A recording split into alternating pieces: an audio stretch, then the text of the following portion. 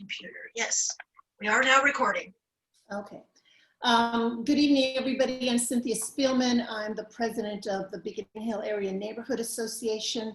I want to thank Susan Breidenbach in blue for hosting us tonight and taking care of all of these details.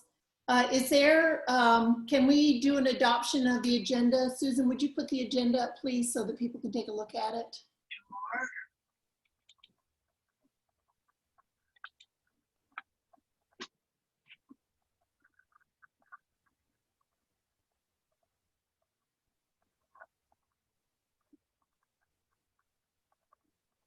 Are we going to see Officer Sanchez, do you think?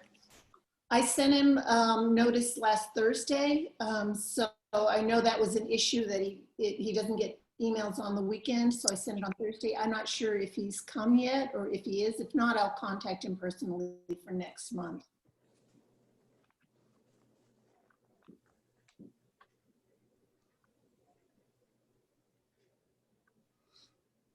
I move to adopt the agenda. A second. Oh, I'll call. We should just ask if anybody wants to add anything.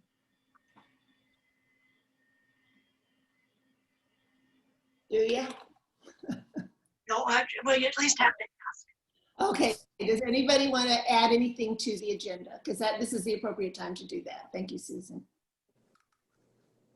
nothing here. It looks good. Okay. That'll take about an hour. May I ask if anybody's attending for their first time? No, not you, Sean. We know you've been here before. I think Brianna was raising her hand. Brianna, Who is? unmute yourself. Hello. Hello. How are y'all doing? Thank you. So this is your first attendance. Yes, I've wanted to attend a few different times, and I think it was you that said, "Hey, we're always on Zoom now," and I'm like, "Oh, I can do that." Well, I'm glad you're here. How long have you lived in the neighborhood? 3 years. Okay. Well, welcome. I've gone through a few of the happy hours and have gone to different functions you guys have had. So I'm just slowly getting more active in the neighborhood. Yay. Well, I'm glad you're here. This is a good time to do that. Thank you. Diana, do you want to do a treasurer's report really quickly, please?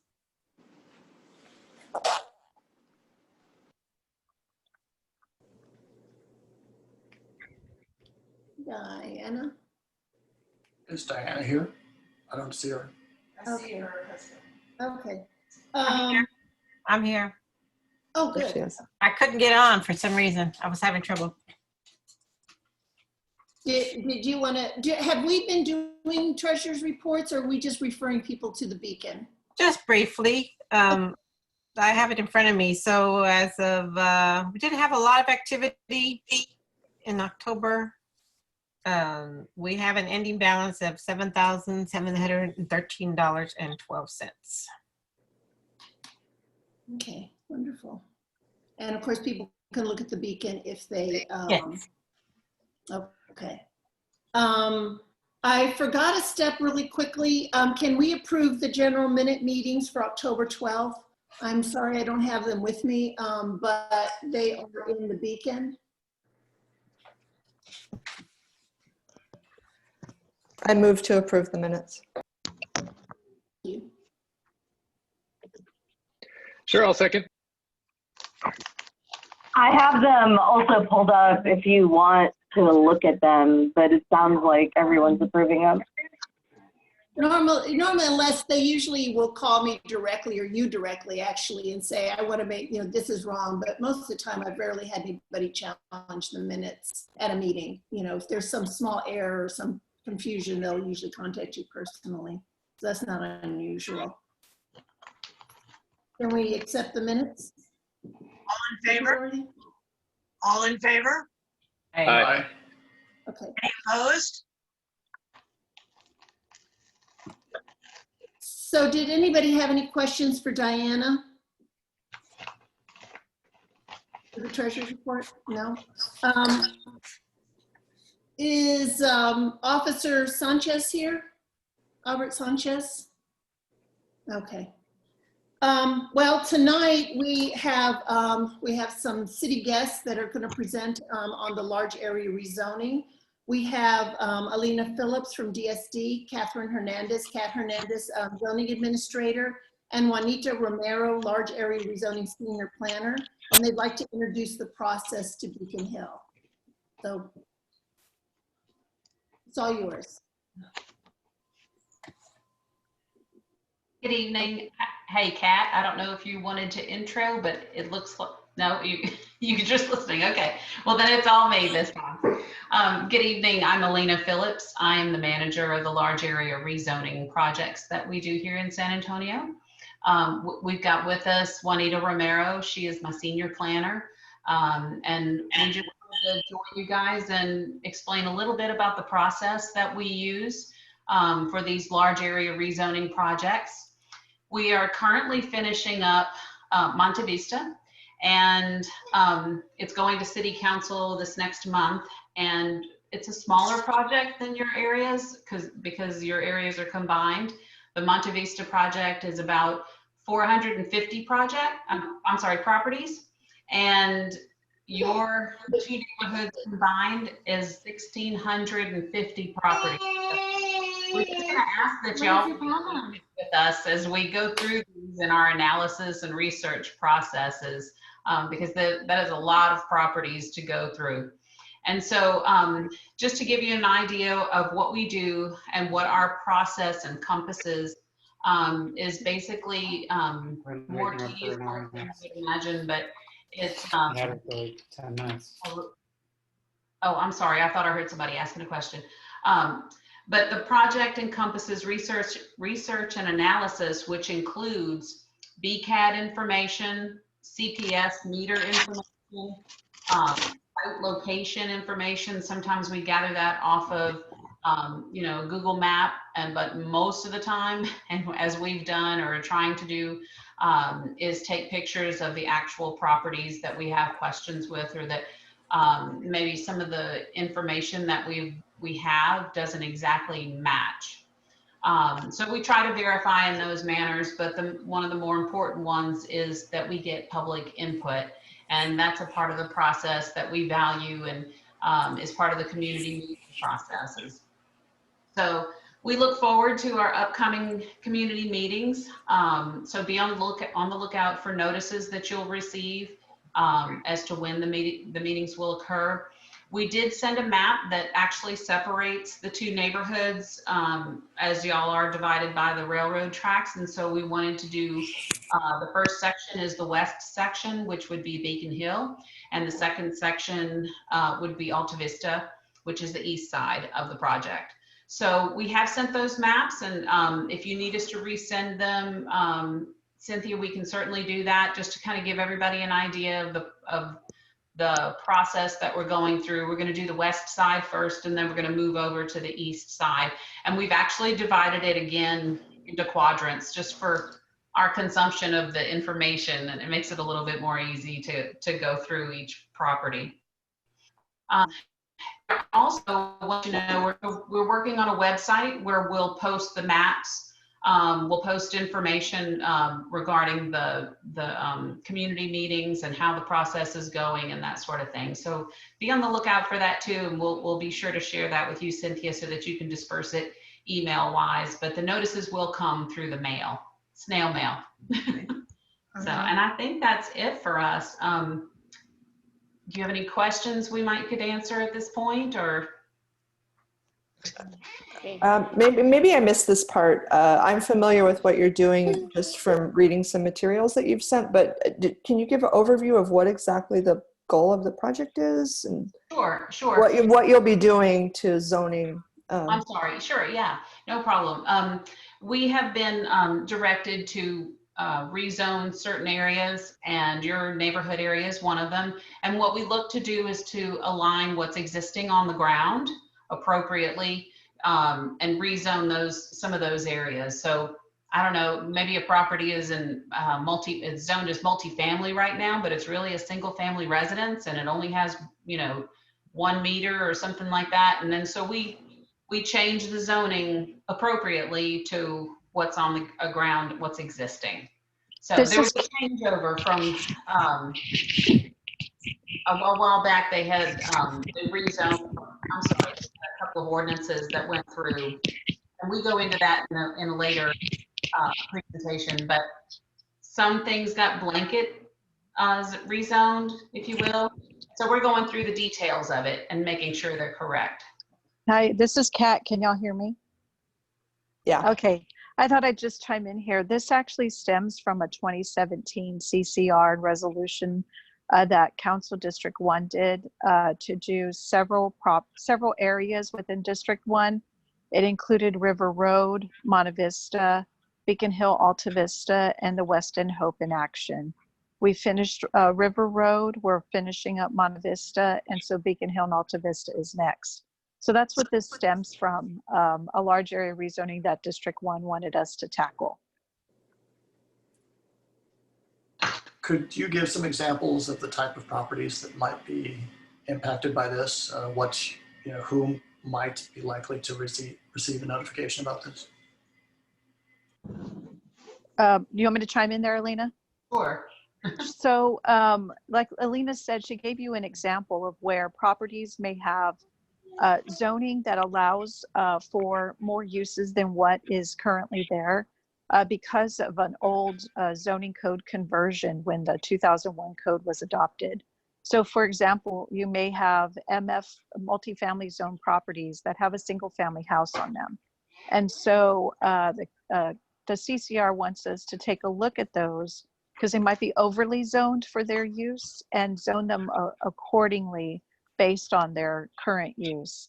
So there is a mixture, from what I remember, Alina, and help me out here, there's a mixture of multifamily zone properties, RM, which is residential mixed zoning out there, in addition to the typical single family zoning as well. But the project area has about, again, like she said, 1,600 properties, but not all of them may be rezoned.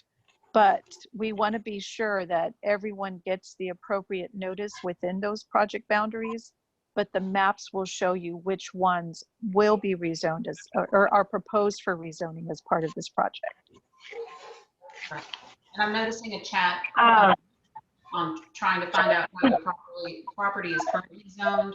And you can use our one-stop map on our DSD webpage and go to the one-stop map and put in your address, and then you can pull up the information of how you're zoned. Right, and I know I saw in the chat, Cosima had a question about aligning it with the land use plan. Any rezoning of a property has to be consistent with an adopted land use plan. So we're going to make sure in our efforts to do that. That's one of the key pieces that we research and look at to make sure that we propose zoning that is consistent with the current land use plan. Okay, Kat. So are we going to be able to look at Fredericksburg Road? That's an area of concern where we know that is zoned mostly C2 and C3, which is not consistent with our land use plan. Is this going to be an opportunity to correct that? That's one of the things that we're looking at because of the current land use plan and the fact that the SA Tomorrow plan is coming in right behind us. So those are the things that we're trying to strategize to see how do we tackle these different areas appropriately, because adding in a commercial component may lengthen the amount of time because of the amount of input commercial properties need.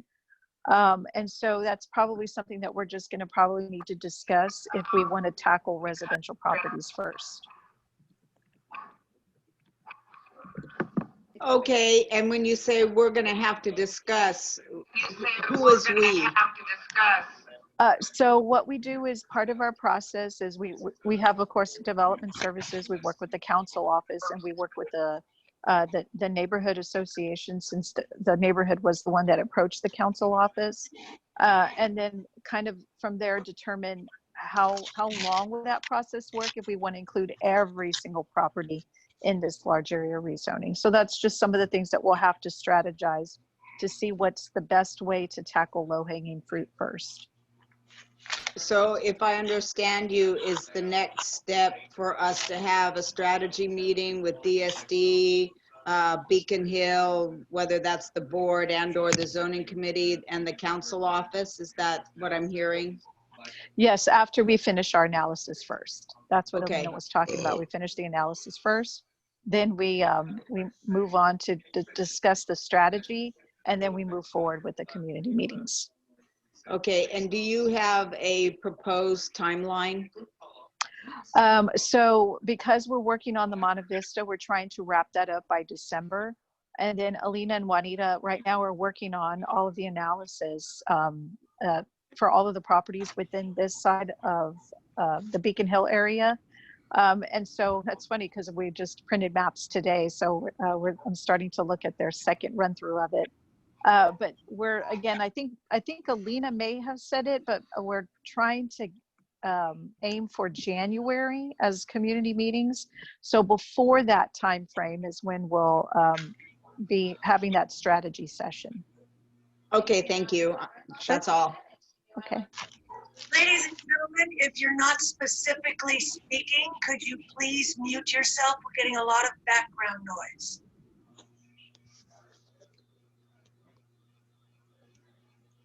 Thank you.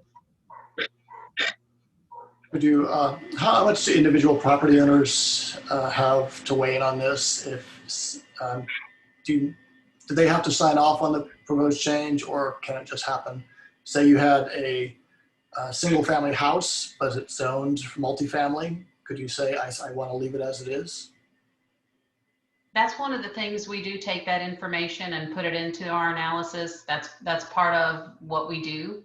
And we do make sure that if there's information to back up, I guess, like CPS meters and that sort of thing, and you want to stay single family and you only have 1 meter as opposed to 7 meters, then yes, of course, that's one of those decisions we can make rather quickly. Well, I think I'm not sure, but I think he might have meant the opposite. Like, this is just hypothetical, but say you bought a property that's single family in its current usage, but you knew the zoning was multifamily and you had the intention of expanding the use based on the current zoning. Are you stuck with whatever the city decides, or what is the process there?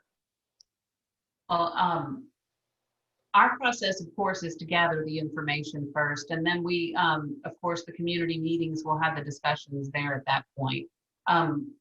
And we also have the option of going, when you go through, when the project goes through zoning commission, you can give your input there as well. Right, because what Alina is saying is that our direction from the CCR and resolution is to rezone based on its current use. But because this is a public input process, you have the opportunity to talk with the commission and council in order to state how you would like to develop it in the future based on how you bought it. But again, our direction is to propose a rezoning based on what's the current use, or what is, I guess, comparable to what is adjacent if it was a vacant piece of property. You might want to mention like some of the good things about someone, changing their zoning. If they have something that's in multifamily and they're a single family and it's their home, that they may be paying higher taxes or harder to pull permits. I mean, there might be reasons people would want to go have the rezoning done. Is that correct? Are those two things correct? It is. I know that the tax appraiser was the one that had given us some information. So there's a lot of factors that go into how your property values are assessed. One of the factors is its current zoning, because if you are marketing it based on its current zoning to sell, then obviously you're looking for a higher return, which means a higher value that they'll assess. But as you know, when you go through that process, even though you may have a higher zoning or multifamily zoning, but it's a single family use, then you go through that process to make sure that they assess it based on its current development. So there is that process as well, but there are a lot of factors, including current zoning, marketing analysis, how you are either trying to sell or determining what you're going to build on it.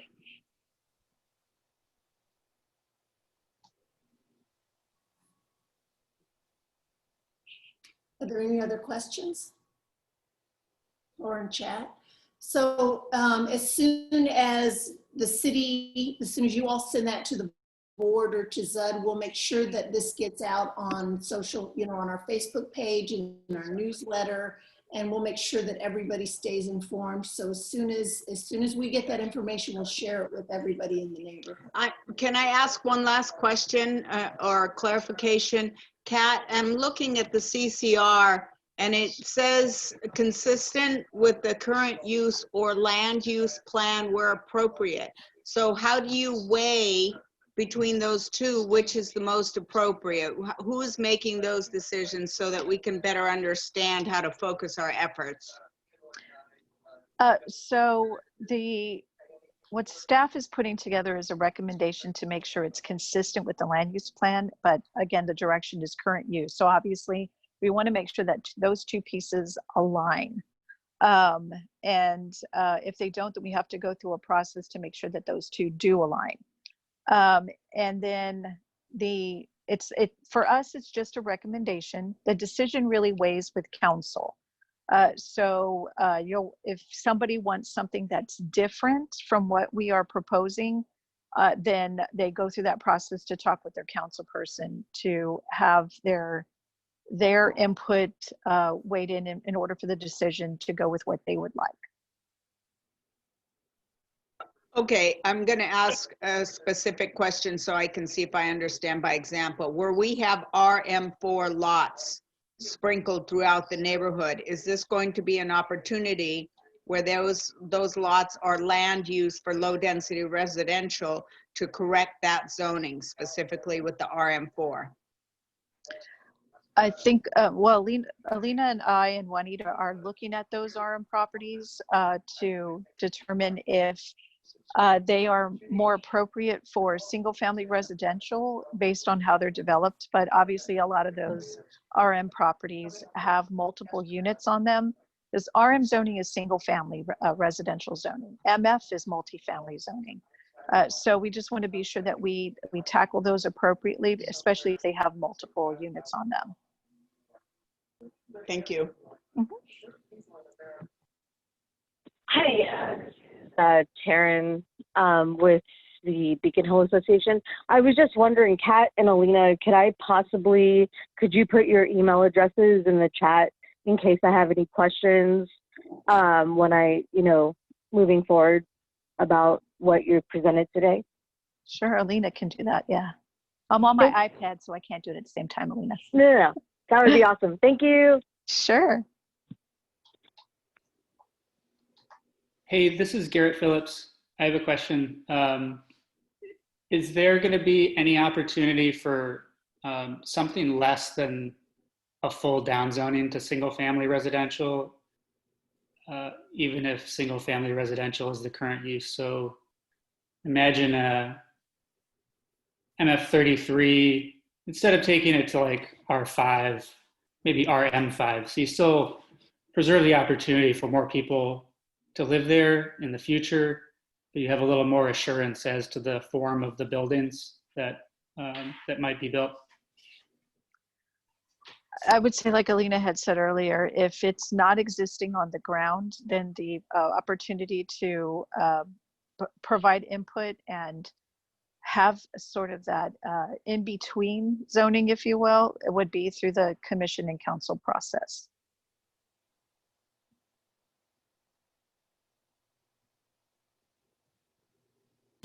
I'll ask a follow-up question. Are you guys going to quantify the number of dwelling units that would be conceivably not, the number of dwelling units that would be allowed after rezoning versus the number that are presently allowed, as a sort of estimate of the amount of housing capacity that would be reduced? That's an excellent question. I think that we could put that together. Thanks. Sure. Anybody else? Thank you so much for coming. We're going to be talking to you a lot in the next couple of months. Thank you for introducing it and making it clear to us what's going on.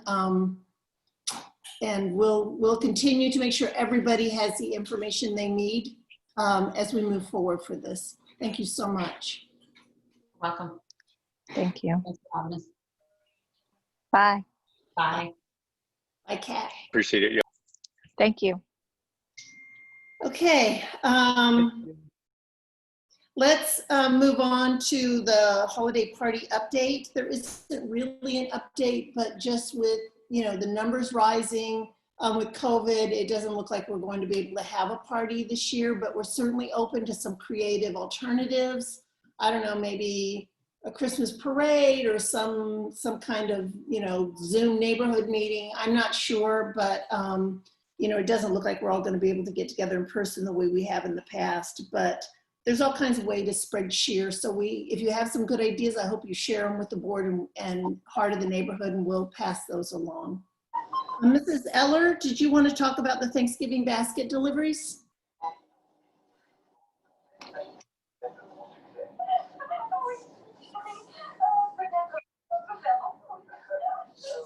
Ms. Eller?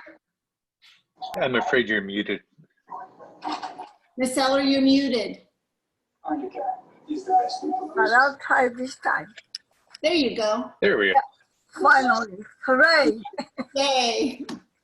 No, what I'm trying to say, the Benevolent Fund has a great mission within the Beacon Hill Association. I have received calls from other people that our Benevolent Fund is outstanding due to the fact that we are all working together. I know because of this COVID and all this terrible invisible enemy that has come in our world, in our district and our schools, we're not going to stop. We are going to do our very best. I'm going to type some letters. I am going to go to Beacon Hill Academy. Then I am going to go to Cotton Academy. And I am going to ask for 3 families from each school that we may be able to provide turkey and all the trimmings. So in order for us to succeed, we need everybody in our neighborhood to donate. Either you want to donate canned food or you want to donate money, you can address our treasurer, Ms. Diana Flores. We will buy. We need to be serious. To me, this is not a game. Why am I involved? Because I love children. And when I see children down the streets and I see young people underneath the bridge without homes and without food, the least we can do as a Beacon Hill Association get together and work and unite. We can be successful. We're planning on delivering the baskets on November the 24th. And you know, Thanksgiving is the 26th. Let's be friendly. Let's be reaching out to some of these families. We have done this for the last 17 years. And we have been very successful. Why? Because we get the support from the neighborhood association and from business people. I am gonna go and find out about the donation of the turkeys. So not only that, we also provide a package of school supplies when we deliver this Thanksgiving basket. And the same project, we're going to do it in Christmas. So take time, reconsider. You were a child some time ago. I am glad if you were raised in a very wealthy home and everything was provided, but not everybody has been blessed. Like we have a lot of children. I can write stories about what we have experienced with some of the needed families. So reconsider, donate it.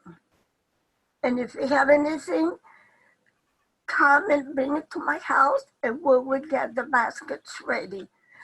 And you look at the page 2, and you begin here. You see what is that we need. Think about it. Let God touch your hearts because we need help for our children and our community. Thank you, Madam President. Thank you, Mrs. Eller. As usual, you inspire us with your kindness and generosity. So what can people do specifically? They can drop food off at your house. They can help deliver baskets. They can make a financial contribution. They can help put the baskets together. What specifically would you like us, your neighbors, to do? We would like to have volunteers to help us when the time comes. We will divide. We have 7 families. In the past, long time ago, Lola and I just to go just about all over the city to deliver this. But for the last 2 years, Miss Diana, her family has come and helped us. And Madam President, I thank you because you have also come. What we need is everything that you will include in a good dinner as Thanksgiving. And I can testify delivering those turkeys, and when the children open the door, it's an experience. I think we're made better than they are actually by the act of giving that you've inspired us to do. So thank you. And we'll get the word out to everybody as you let us know, and you know, people can volunteer. Thank you, Miss Eller. Yes, ma'am, Susan. Yes, I have a question. Oh. Or statement for lack. I know that we have nearly $1,200 in the benevolent fund, according to the treasurer's report. And I just want to make sure, when I was treasurer, people would have a tendency to give cash directly. And in order to keep track of it, if it could be donated to the neighborhood association with a note that it's for the benevolent fund, yes, that would help us to keep track of donations. She does that. Okay. Whatever And people can donate online as well and say this is for the benevolent fund or the turkeys. Whatever they give me, I have records for the last 15 years. Oh no, I know you. Everything that's been given, Ms. Diana knows that. No, I have no doubt of that. I remember when I was treasurer, people have a tendency to just give directly, and it wouldn't be a part of the master record. So that's fine. That's great. Thank you very much. Okay. And I do want to say, I would like to volunteer for that, Lucy. Yes, so if you could take down my name, I'll be more than happy to help in any way. Thank you, sir. Your name, Cynthia, sir? I've got his name down. I'll give it to you, Ms. Eller. Cynthia, it sounded as though you said something about donating online a moment ago. Where does that happen? That happens. It used to happen at least on the website. There's a place on our website that you can donate money, and you can actually say this is for this specifically, and it'll go to Kim. Is that still up and going or no? Yeah, it's on the website. To get to it, I think you have to go to shop, which is a little Okay. strange, but it is on there. So Yeah, it looks like it's down at the bottom of the shop page. I'm sorry, Kim. Go ahead. That's okay. You can deliver via PayPal, and you're able to, if you want it to go to a specific project, you can make a note there at that time. Spiffy. Thank you. Okay, thank you. Thank you, sir. Let me ask Mrs. Eller a quick question. Mrs. Yes, Eller, ma'am. Are you comfortable with me sharing your home address with people who want to I don't drop mind, let supplies the by? whole world know my address, Okay. Okay, I will. as long as one can help and donate. Okay, I'm gonna drop your address in the chat. And Fernando, if you want to put your email address in the chat, I can make sure that gets to Mrs. Eller. Or whatever your contact is.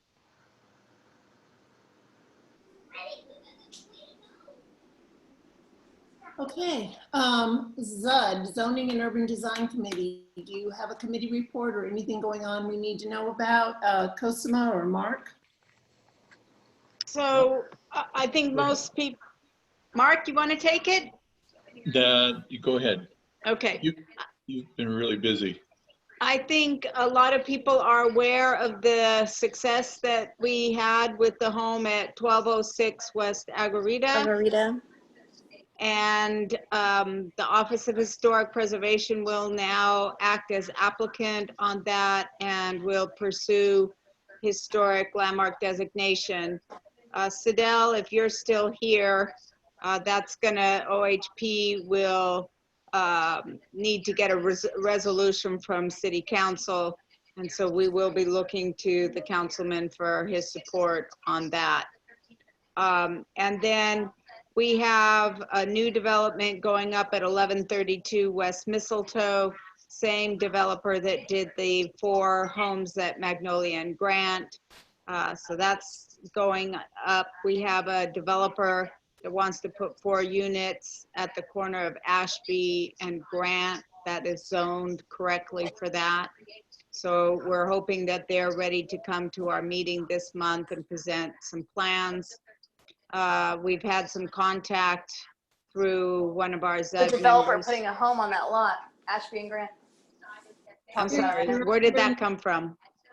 Oh, that was, I think somebody was talking. And then we've heard through Michael Clancy that the broker for the car wash on Gramercy and Blanco has a potential buyer, and they're looking at putting in a mobile unit there. So we've got several things that are coming up. Oh, and also we recently received notice from the Office of Historic Preservation about another demolition request. This is for 826 West Hildebrand, the Roy's Appliance building. It's a little house, but it's been a commercial use for quite some time. And so they're looking for feedback, and there will be a posting on Facebook about that. But if others who are here are listening, do know that we're gonna wanna hear from the community what they think about that. It's a little different situation than the home on 1206 Aguarita. And again, its historic designation is not about, you know, anti-demolition or not wanting new construction. It's about determining historic value to a property and wanting to preserve it on that basis. So lots going on. If anybody is so inclined to get involved in some of these issues, we could certainly use the help. Typically, if each person has one case that they can follow and monitor, that makes us most productive and efficient. And Mark and I, our contact information is on the back of the newsletter. Yeah, I wanted to thank Ava for letting us know about the garage issue.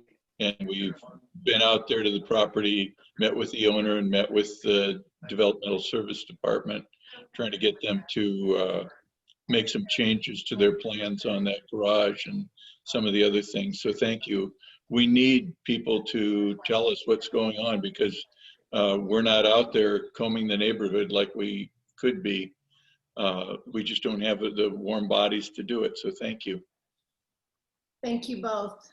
So the Heart of the Neighborhood meets on the 3rd Monday of every month, and it's a Zoom. We'll make sure that Zoom comes up, because this is You mean Zed? Did I say Zed? Zoom? You said Heart of the Neighborhood. Oh, sorry, I meant Zud. So we'll let people know if they want to take part on that virtual meeting. Is there anyone here from Heart of the Neighborhood? I know Jerry's out of town. I guess we don't have anything from Heart of the Neighborhood. or the community garden, because I think they're also, we usually on the fourth Saturday of the month have a morning cleanup at the garden, and it's, we've had rabbits loose, we've had all kinds of interesting things happen. Even if you're not planting things there, it's a wonderful place to take your lunch or your dinner and hang out and see all the beautiful stuff.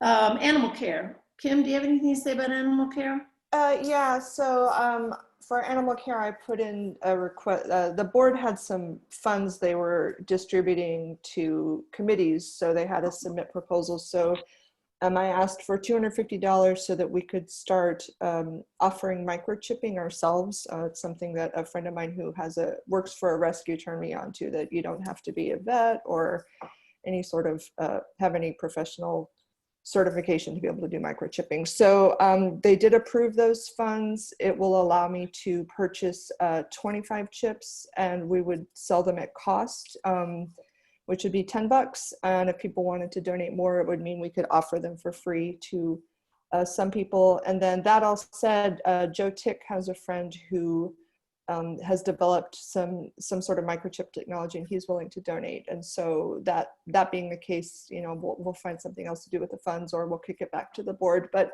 I probably won't have time to get rolling on that until the spring, but it is in the works. We'll do some sort of event, maybe in the linear park, and I'm also going to offer if people need us to come to their homes. Thank you. May I make a quick request of the neighborhood? There's two committees I'd like to see us develop, and if anybody would take them on. One is Arts and Beautification. We used to have an Arts and Beautification committee and did all kinds of wonderful things in the neighborhood. I'm so easily distracted. I'm like a cat, so it's hard to look at all these faces and not get distracted by them. So if anybody's interested in heading that. Also, a lot of things are going on with a possible renters commission and things having to do with renters. Our neighborhood is a real strong mixture of renters and homeowners, and we've had renters who've been on our board, but I'd like to see a committee that becomes a liaison and starts bringing renters' rights issues and renters' issues in our neighborhood, but also in terms of the city, a renters commission. So if you know a renter who'd be interested in heading that and helping us, you know, kind of stay on top of that, since a large population of our neighborhood is renters, and we don't, you know, to be in our neighborhood association, there is no difference between, you know, where you live or how you live. Okay, that sounded weird, but you get it. Okay. So Seidel Brooks, are you here? Seidel from District 1? Okay, I thought he was here for some reason. I know that he's still logged in, but he might be away. He might come back. Okay. I know we have a representative from Diego Bernal's office. Bethany? Yes. Hi, everyone. I hope everybody's doing well. I am the district director for Diego Bernal. For those of you who do not know me, I deal with constituent services. So anything that has to do with, Sidel just answered on the chat box, by the way.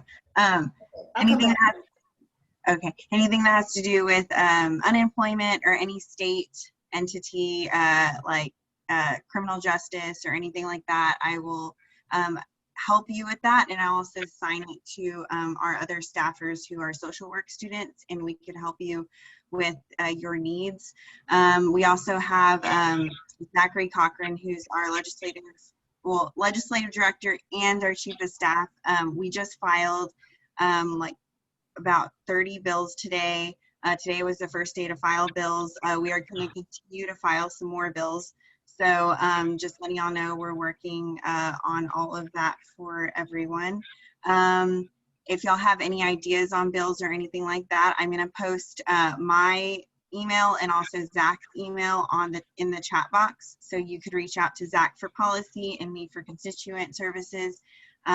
We also have, I emailed Susan and a few other people here, I think, on we're going to have a food drive this weekend on Saturday. It's going to be at the San Pedro Springs Park in the parking lot.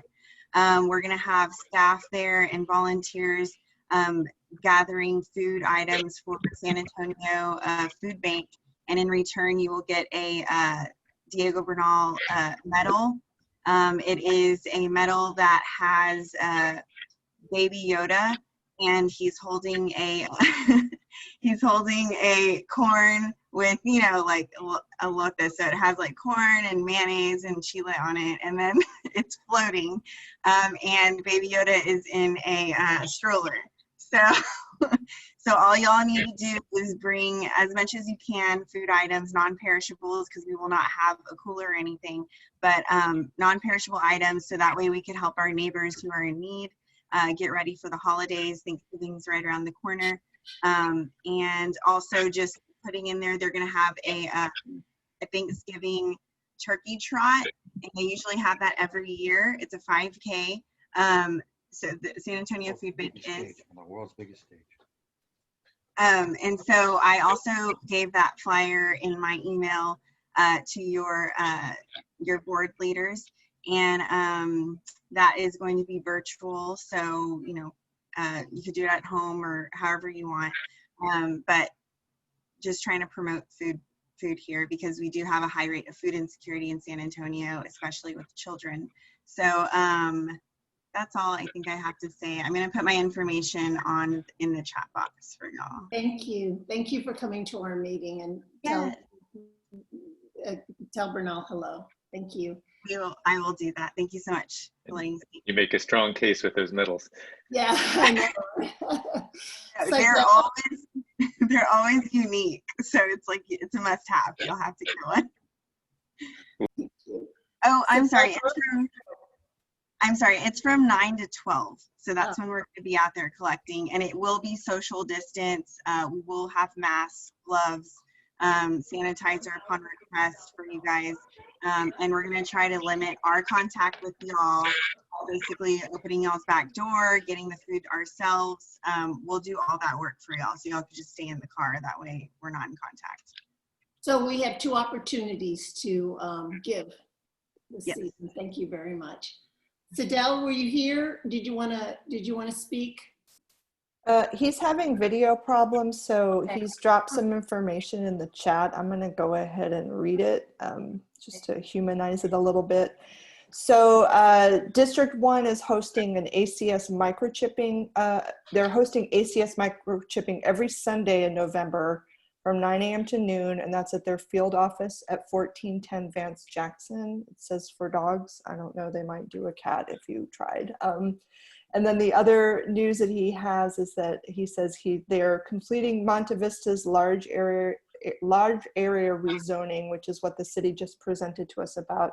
Beacon Hill will be next. The intent will be to rezone for what is on the ground, but we can hear individual concerns with those who may have concerns about their recommended zoning as we move forward with the process. And that, let's see, regarding zoning, he says, I appreciate you all working with Tier 1 to provide very much needed input on zoning cases in and outside of the district.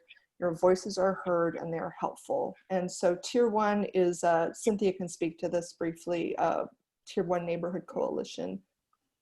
It's a coalition of around 150 interloop neighborhoods who educate one another about zoning and other kinds of issues, who support each other in the work and advocate for strong neighborhood-friendly policy. And when I say neighborhood-friendly, I don't mean policies like, you know, you'll hear news like we don't want poor people in our neighborhood, or we don't want, like, these are about preventing displacement, about housing. It's hard. I mean, you know, everything is, this is a difficult and complex in some ways, because you think something's good and then maybe it has negative consequences, and the opposite is true as well. So we're trying to figure it all out together. But Tier 1 has been very helpful in helping us work on our own issues as well. So thank you for the plug. And that was it from District 1. I have, okay. And so Ana Alicia Romero from Jose Menendez's office. Are you still with us, Ana Alicia? I am still with you. Can everybody hear me? Yep. Yes. Hi, everybody. So great to see you all. As before, we're still working virtually. So until the numbers get better, we're going to continue to work virtually. But you can still call our office. And if you have any issues of concern, any state-related issues, 210-733-6604 is our number. We are taking turns answering the phones and getting messages. So we're still working on all of that. As well, we're also teeing up for the next legislative session. Senator Menendez released today a list of bills he just filed. So after the November elections, that's when we can start to file or what's called pre-file bills. So before session starts, we can go ahead and start filing those bills, get a number on them so that we could start promoting them. So usually that deadline for filing bills in the Senate is around mid-February or so. So as usual, and for those of you who are familiar with our office, around this time we would normally have face-to-face town halls asking folks for your ideas and your input for legislation.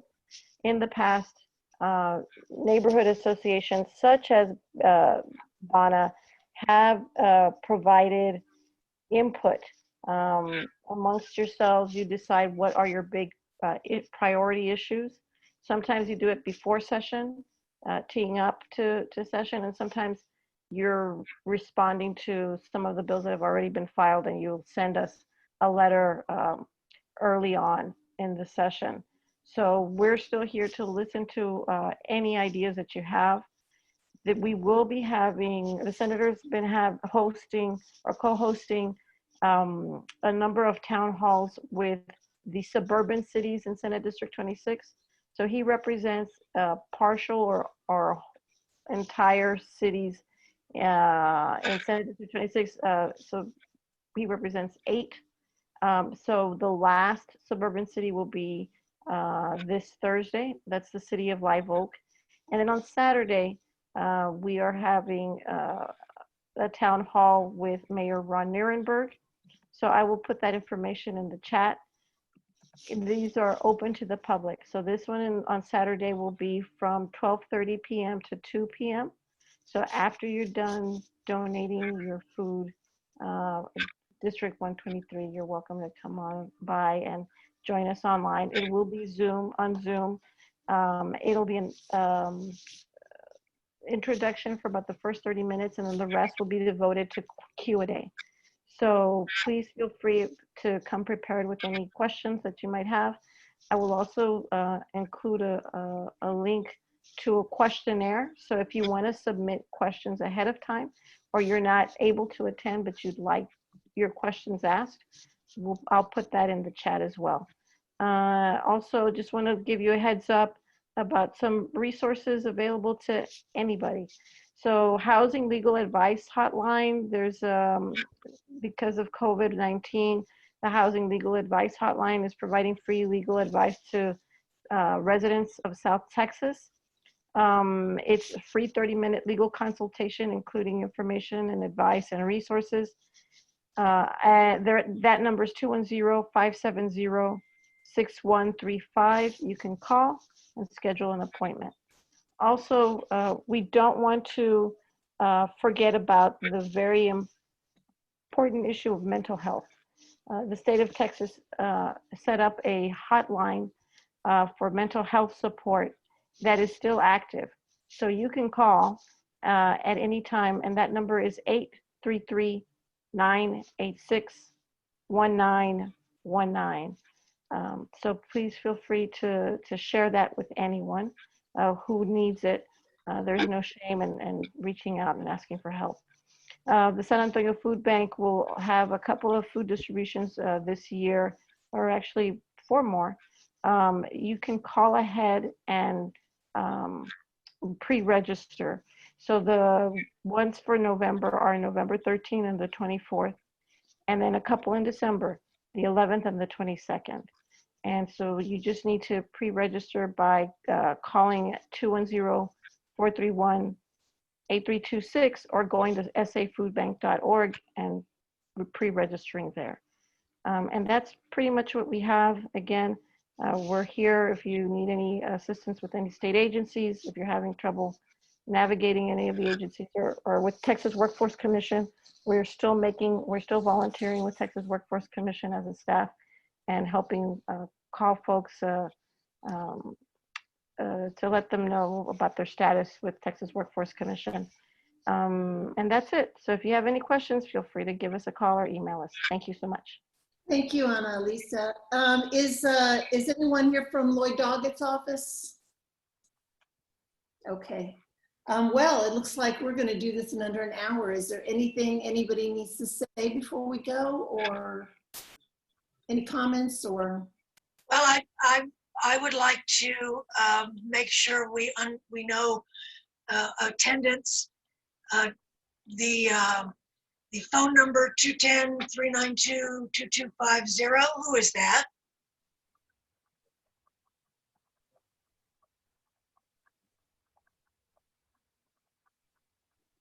Nobody. Okay. Revex speed. Sorry, that was me. I wasn't listening quite clearly. This is Howard Hart. Could you repeat your name again, sir? Yes, it's Howard Hart. Okay, thank you, Mr. Hart. You Sure. You live in Beacon Hill? Yes, I do. Wonderful, thank you. Thank you, sir. And Well, I guess, well, there's one more. The Revex BDR. You're muted.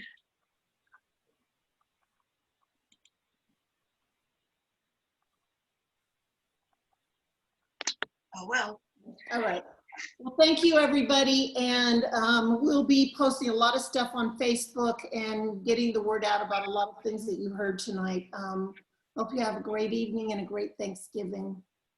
Bye-bye. Meeting adjourned. It is 8 o'clock. Wow, we got it done in an hour. Thank you. I will stop the recording now.